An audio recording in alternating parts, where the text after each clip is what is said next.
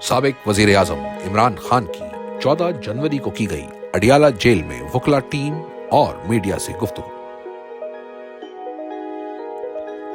13 जनवरी 2024 को तहरीक इंसाफ को अमलन खत्म करने की नीयत से इंतखाबी निशान से महरूम करने वाला काजी फाइज ईसा आज तारीख के कब्रिस्तान में दफन हो चुका है, जबकि तहरीक इंसाफ और इमरान खान अपने नजरिए के साथ आज भी पूरे कद से खड़े हैं। बिलाशुबा झूठ और बददयानती की उम्र हमेशा थोड़ी होती है और सच हमेशा रहने वाला होता है। अलकादिर ट्रस्ट केस में जज सरीहन गलत बयानी से काम ले रहा है। अलकादिर केस का ट्रायल हमेशा 11:30 से 12 बजे के दरमियान शुरू होता है। कल भी इस केस की समाअत के लिए 11 बजे का वक्त मुकर्रर था, लेकिन मेरे वकला की आमद से भी कबल करीबन 9 बजे मुझे इत्तला दी गई कि जज साहब आ गए हैं। मेरी नक्ल व हरकत जेल तक महदूद होती है और मेरा कानूनी हक था कि मैं वकला के हमरा अदालत में पेश हो सकता, जिनको अदालत की जानिब से 11 बजे का वक्त दिया गया था। पहले 2 मुकदमात में जज अबुल हसनात और मोहम्मद बशीर मेरी अदम मौजूदगी में फैसला सुना चुके हैं। बिल्कुल इसी तरह इस केस का फैसला भी सुनाया जा सकता था, मगर मेरी अदम मौजूदगी का जवाज बनाकर फैसला मौखर कर देना इंतहाई मुज़ाहका खेज और अदालती निज़ाम का मजाक उड़ाने के मुतरादिफ है। अलकादिर ट्रस्ट केस का आगाज तब हुआ था जब हसन नवाज शरीफ ने 9 अरब रुपए की प्रॉपर्टी 18 अरब रुपए में मलिक रियाज फैमिली को बेची और एनसीए ने मुश्तबा ट्रांजैक्शन पर कार्रवाई का आगाज किया। एनसीए ने ही इनसे सवाल किया कि ये जायदाद दुगनी कीमत पर क्यों फरोख्त की गई। सबसे पहले तो नवाज शरीफ अपने बेटे का जवाब दे कि ये 9 अरब रुपया इजाफी किस तरह इनके बेटे ने मलिक रियाज से हासिल किया। जहां तक हमारे दौर में काबीना की इस हवाले से जिम्मेदारी का ताल्लुक है, तो ये रकम बराह रास्त एनसीए ने मलिक रियाज फैमिली के जरिए पाकिस्तान मुंतकिल की थी और हमारा फर्ज सिर्फ मख्फी रखने के इस मुआहदे को बरकरार रखना था और हमने पाकिस्तान के फायदे के लिए मंजूरी दी, क्योंकि इससे पहले एक साथ पाकिस्तान में इतनी रकम कभी नहीं आई थी। अलकादिर ट्रस्ट का इस रकम से कोई ताल्लुक ही नहीं।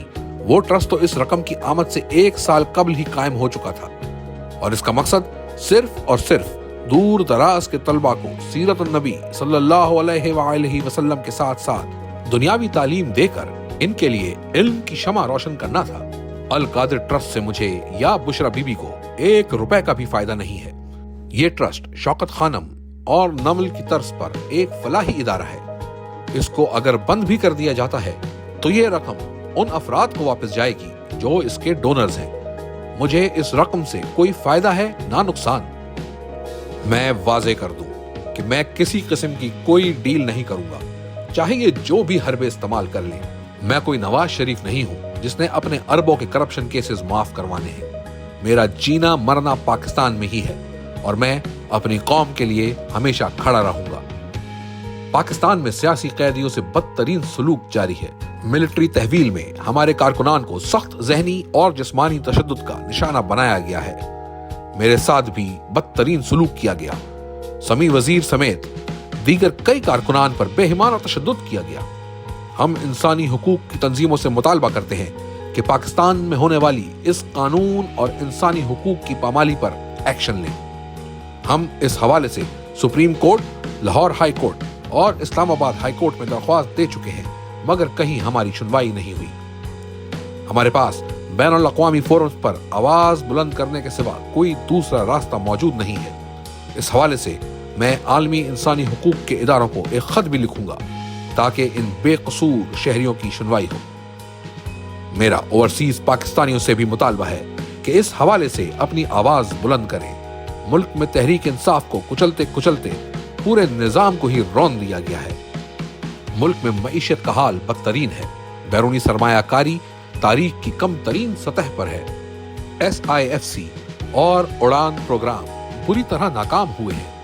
ग्रोथ रेट ना बढ़ने से मुल्क में बेरोजगारी में इजाफा हो रहा है। शानदार दिमाग और सरमाया मुल्क से तेजी से बाहर जा रहा है, क्योंकि किसी को इस मुल्क के इस्तेहकाम पर यकीन नहीं रहा। पाकिस्तानी कंपनियां अपना कारोबार दुबई मुंतकिल कर रही हैं। ऐसे मुल्क में कभी माशी इस्तेहकाम आ ही नहीं सकता जहां कानून की हुक्मरानी ना हो। पाकिस्तान معاشی بحران میں دب چکا ہے، اور جب تک عوامی اعتماد کی حامل حکومت نہ لائی گئی، اس مسئلے کا کوئی حل ممکن نہیں ہے۔